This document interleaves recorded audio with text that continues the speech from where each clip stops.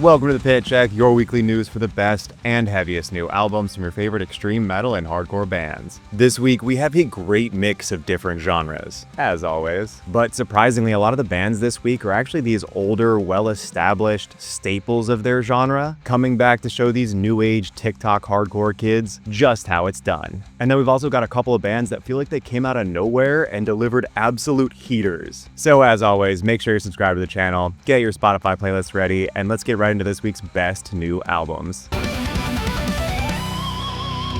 Is this the first time Between the Buried and Me have released a divisive album?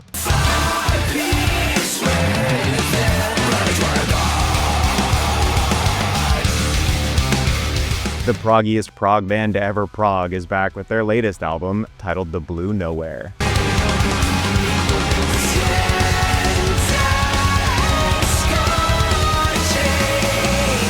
If you love when your metal goes in the strangest, most unexpected places, everything from death metal to jazz to funk to electronic, and I'm just barely scratching the surface here, then this will probably be your cup of tea. Some news outlets are saying that they might have bitten off a little bit more than they can chew with this one, saying it's maybe a bit too weird, but dude, I could not disagree more.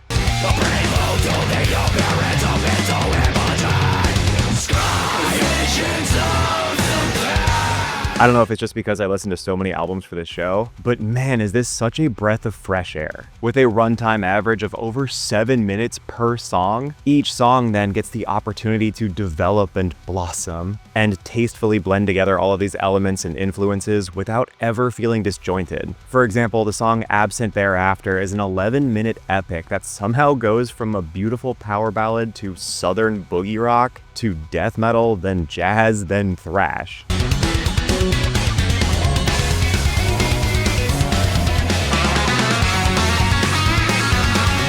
This is one you're just gonna have to experience for yourself. But if you like delightfully weird progressive metal, groove metal, and death metal, definitely give this one a shot.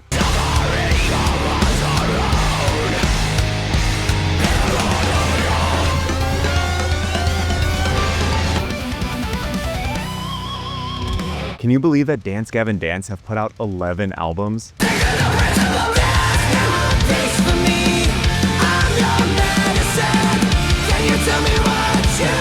The literally genre-defining Swancore and post-hardcore band Dance Gavin Dance have put out their latest album, titled Pantheon.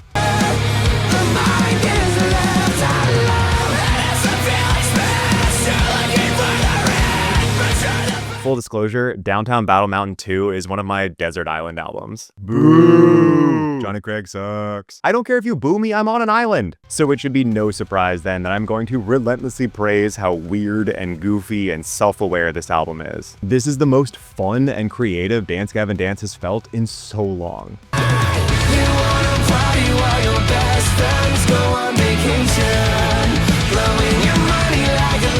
Obviously, it's Dance Gavin Dance, so you know guitarist Will Swan is going to be putting on another unbelievable performance. From the second you hear this guitar work, it's unquestionably him, but without ever sounding rehashed or recycled, unless obviously they're continuing a storyline from a previous song like in the Robot with Human Hair saga. Every single song is such an earworm and so groovy, without ever compromising the heavy and chaotic side of the band.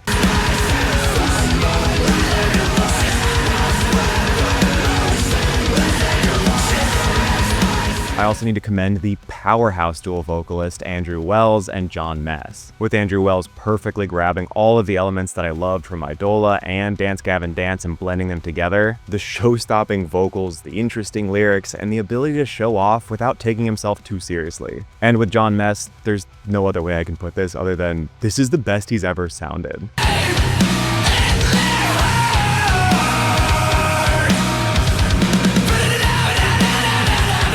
I could not believe how much I loved this album. I don't like when Dance Gavin Dance tries to be too relatable or approachable, so this is exactly what I want from this album. Keep Dance Gavin Dance weird.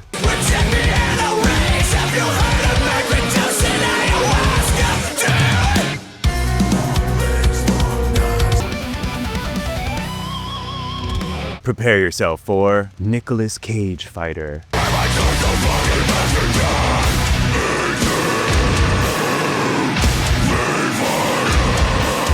The death metal, metalcore, and deathcore crossover band Nicolas Cage Fighter has released their sophomore album titled I Watched You Burn.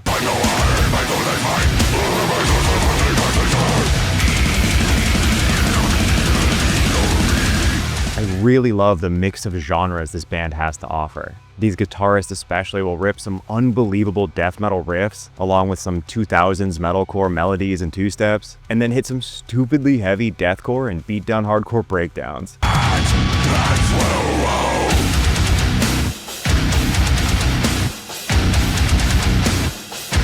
They're also able to capture this really sinister atmosphere through and through. The guitars are so overwhelming and the drums are so punishing. It feels like you screwed over the wrong dude and you're afraid of what they might do to you. And part of that credit should also go to the ridiculous range of this vocalist. And what would you like today? We've got some highs, lows, we've got some old school mid-range barks, maybe some death metal growls, some gutturals, or maybe some pig squeals. Yes!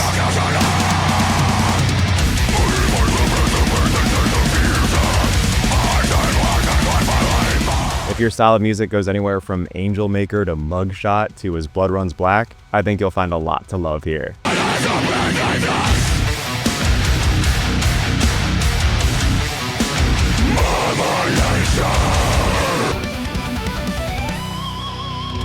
Do you miss 80s hardcore punk?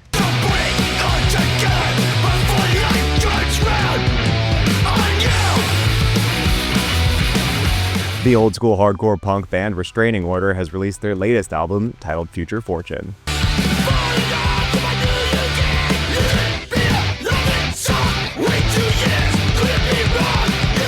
This album is a ripper front to back. The energy levels alone are off the charts. And the bass? Dude, if you're a fan of this channel, you know I've been screaming from the rooftops about how we need more bass in hardcore. And this band delivers.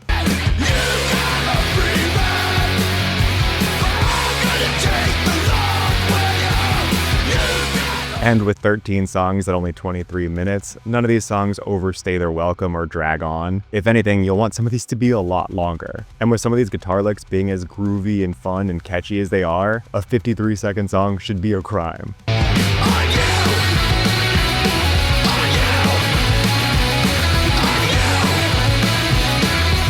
This is an easy recommendation to anyone who loves the good old days of hardcore, or likes to pretend that punk is a dead genre. And I think they're actually a great transition band to get hardcore fans into some classic punk.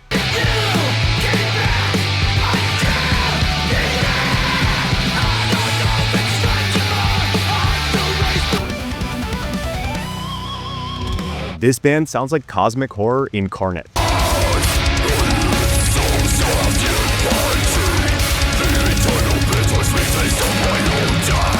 The absurdly heavy technical death metal band Unaligned has released their debut album titled A Form Beyond.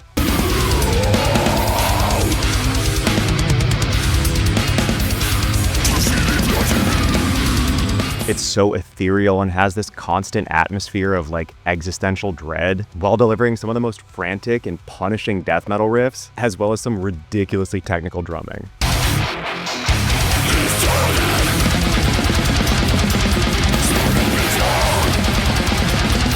Everyone in this band is putting in a top-tier performance. The brutality is a perfect mirror to their technical skill. There's not a single second on this album that lets its foot off the gas, yet it's still filled to the brim with gorgeous solos and non-stop shredding, and a ton of like blackened death metal elements, and a screamer that seems like he has an unlimited vocal capacity.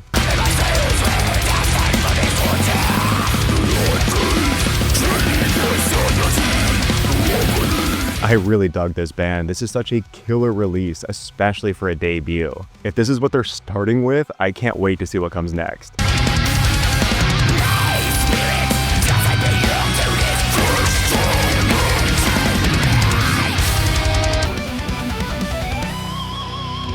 Symphonic deathcore is so hot right now.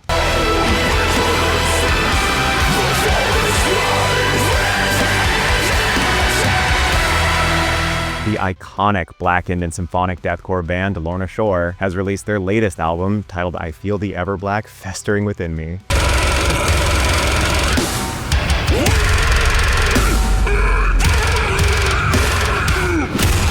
I mean, this is Lorna, so you know what to expect, right? Unbelievable top-of-genre drumming, Check.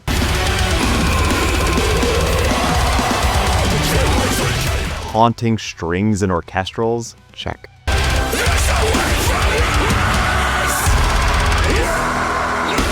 Blackened guitar work with plenty of tremolo picking and earth-shattering breakdowns? Check and check.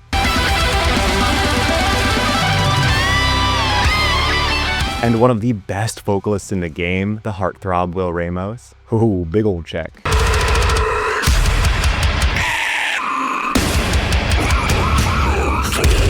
I have seen some criticism saying that this is a little bit too similar to their previous release, Pain Remains, and I can definitely see that argument, but am I the only one that feels like this is kind of a mirror or even a foil to Pain Remains? This album is surprisingly uplifting. That album felt like it was really dwelling on the darkness that's like holding you back and keeping you stuck, versus this album feels like you've finally come to terms with the fact that that darkness will never leave you, but now it's time to move forward and carry that weight on your shoulders.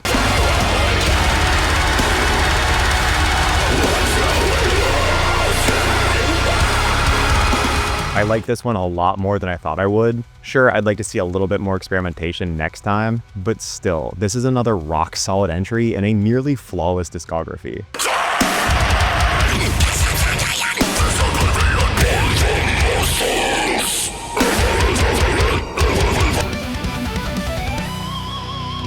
Need some tough guy hardcore?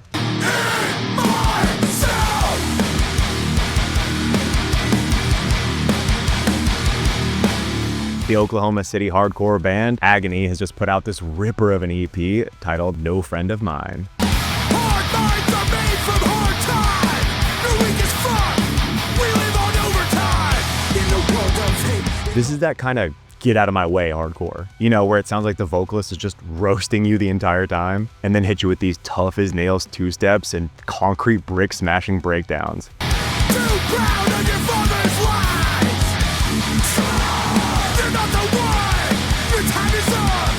I was also super surprised to see a feature from Peeling Flesh, especially because this band doesn't really dive too deep into the beatdown hardcore or even slam territory, but this crossover rips.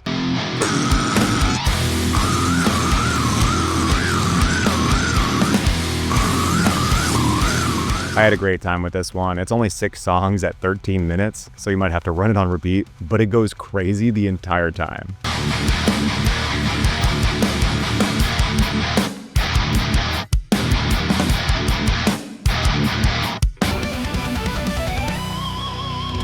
Want some witchy deathcore?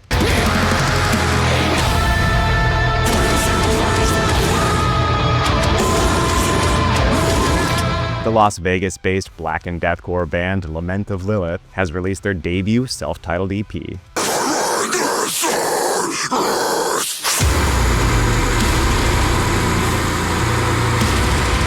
I love the way the band describes themselves. Quote, if Behemoth and Opeth made love and their child somehow turned into a deathcore band, you'd get Lament of Lilith.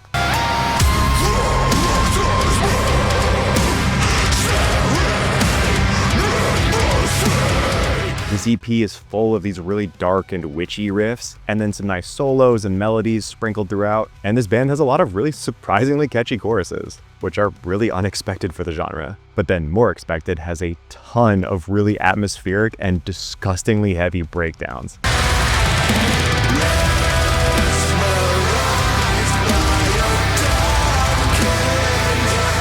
This is a really cool new band that feels like it came out of nowhere with a really mature sound. And I really like that they've been able to carve out this fresh sound for themselves in a world that's getting more and more filled with Lorna Shore clones.